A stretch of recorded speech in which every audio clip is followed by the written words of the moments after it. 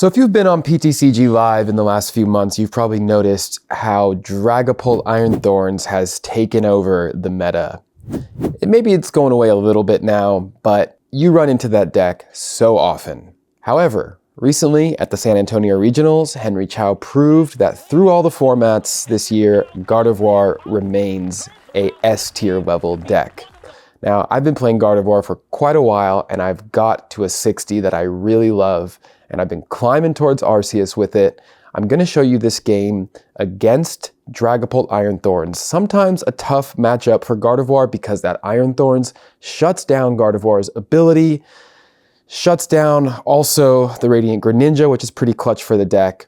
But I was able to pull off the win in a game that came down to the wire. So the reason why I want to show this game is because it really shows how you have to play 2 or 3 turns ahead, at least be thinking about those turns. And you really have to know your opponent's deck and what they're trying to do. Now, I don't know the exact 60 that this guy was playing. It's not the one that I'm used to playing myself. I do play a bit of Dragapult Iron Thorns, but I do kind of know generally what's coming, and that helped me a lot. However, it did come down to 1 prize card each at the end, and it looked like I was going to lose, but I was able to pull off some interesting moves that I think are worth showing. So please check out this game from PTCGL. All right, so on the coin flip, going tails never fails, and I'm choosing to go second. This deck always wants to go second to get that turn 1 Arven, and what you'll notice about the setup is that neither of us really get the cards that we want, so it takes about an extra turn and we have to be a little bit creative to get our setup going. So now I immediately know that this is probably going to be a Dragapult Iron Thorns deck. That's pretty much one of the only decks playing Iron Thorns these days, and of course there are the Dreepies. And he has no energy, so that's a big plus for me. Whiffing the energy in the beginning is nice. Hoping for the Arven, don't get it. Grab the Iono. Little hesitant to Iono right off the rip, but there's nothing else I can do, so I just go straight for it. I probably should have attached that energy now that I think about it. Call Bell for the Arven for next turn. Call Bell, underrated. I mean, yeah, you can only play it first turn, but in these situations, it is great when you're playing a couple turns ahead and thinking about how to do that. So I get rid of the Irida, grab the 2 energy, and we will just attach for turn, and that's all we can do, and just hoping that I don't somehow get donked here. I could have gotten donked if he had the energy last turn and then Crispined, but he will just attach, get some more Dreepies down, and evolve them with the machine. Good move. We're both just trying to get set up here, playing a similar style. So we're both about a turn behind in getting set up, so it kind of equalizes, maybe a little bit in my favor. And then I'm going to go Trolley TM Evo, which is my standard. I really like playing the Trolley. I think that it puts you a little bit ahead of the game, as opposed to Unfair Stamp. So this is where I need to make a decision. I'll typically go 2 or 3 Ralts and double Monkey, and then Radiant Greninja, or sometimes Budew if I really know I'm going to be able to use it. But I considered for a second grabbing the Flutter Mane. However, not grabbing the Flutter Mane was really key here because I didn't want to show it. I didn't want to show that I have it, and I know that I have access to it through the Artisan. So I'm just going to play sort of like I don't have it, don't have him thinking about it, let him continue to set up the Iron Thorns. I know he's probably going to knock out the Drifloon, and then on the next turn, I'll Artisan in with the Flutter Mane. So as I expected, he sets up with the Crispin and takes that knockout. And of course, I never really worry too much about losing a Drifloon or a Screamtail early on because I'm going to be super rotting those back in, and they're quite accessible with Artisan or maybe a Poffin that I haven't used, something like that. I don't play any Nest Ball in this deck, actually. So kind of considering what to put in, a lot of times I would put forward the Kirlia if I have Gardevoir in hand, but I can't use Psychic Embrace, so I have to go with just Monkey. I think Radiant Greninja would have worked. I'm basically just going to hard retreat here. Once I have the Flutter Mane on the board. So before going Artisan, I'm just going to refine one of those energies. And what do you know? I top deck it there with an Arven to boot. And then from here, we can just kind of play out our hand. Considering the Turo play, but doesn't really make sense. Just get more energy in the discard off the retreat.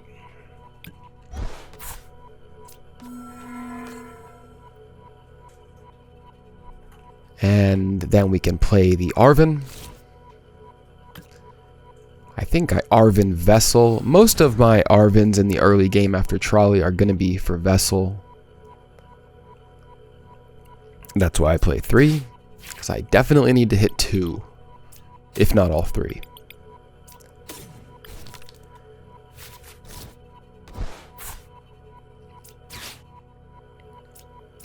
And so we'll get rid of the Artisan now. Hate to see it go because it is powerful in this deck, but I don't need it, and I do have another.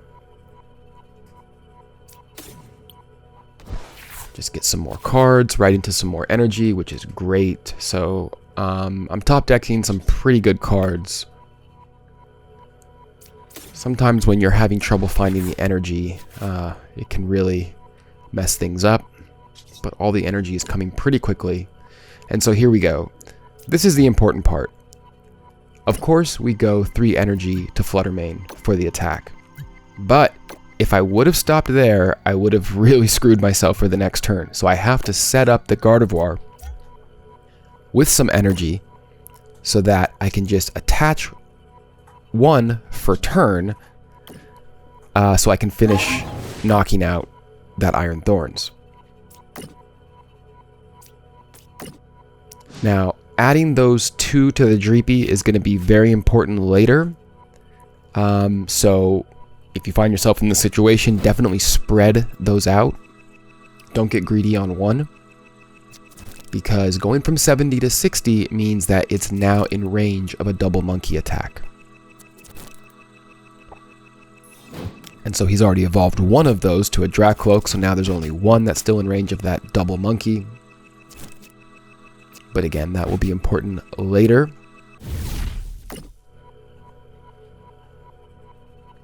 And of course, the Fluttermane goes down, but that Iron Thorns is now in range of Gardevoir's Miracle Force attack, which hits for 190.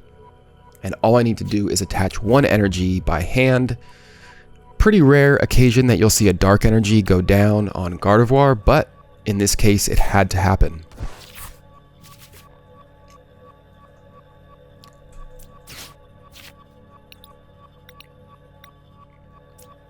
So considering the Night Stretcher, because I know I have some attackers I need to get back, but there's a Drifloon and a Fluttermane in the discard, so we'll just Super Rod those back.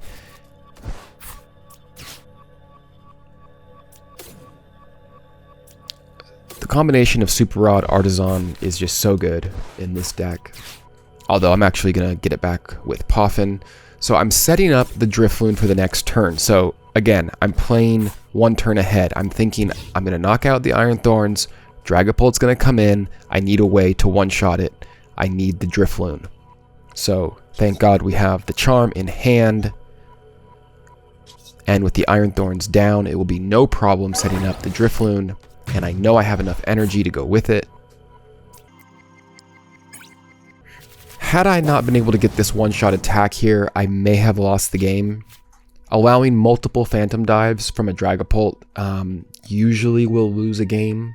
I can Turo something up to clean it up, or if I have both of those Monkey Dories online, I can clean up some of that damage. But in this case, I'm only going to have 1 online next turn.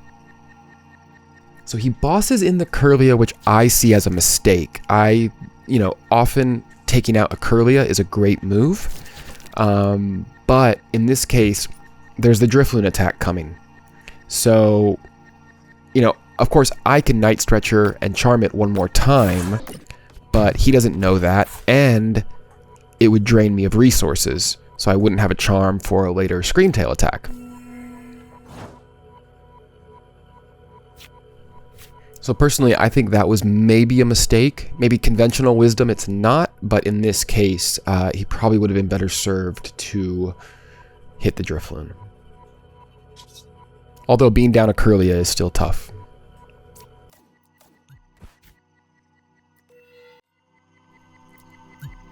So now we can clean up a little bit of damage off of the Gardevoir with the single monkey. We need that because Drifloon can only hit 300. We can Adrena Brain 1 damage counter off of the Drifloon to give it an odd number at 9 damage counters, and then Psychic Embrace once more for 11, which gets us to 330. But in this case, it's obviously just makes sense to get it off the Gardevoir.